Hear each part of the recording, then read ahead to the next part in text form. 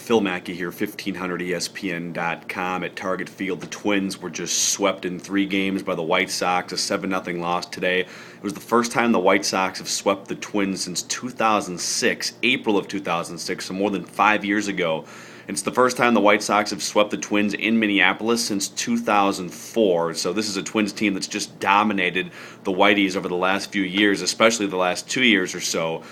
And they looked flat all weekend long. The players acknowledged it. Gardenhire said, quote, "I'm trying to figure out what the hell's going on here." So this is really the first time since the Twins went on that run of 15-2 to get sort of back in the race. This is the first time where you've really seen them fall completely back into the hole.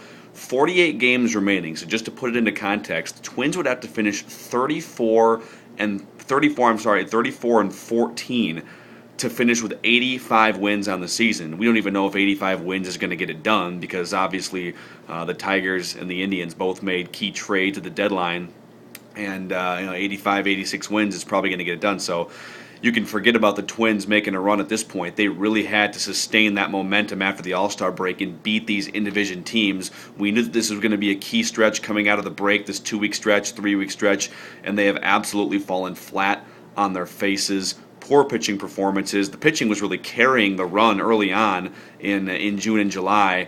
And even though you've gotten Denard Span back healthy, you got Jason Kubel back healthy, the offense just hasn't been clicking at all. Justin Morneau is going to be back here probably in a week, and quite frankly, it's not going to matter.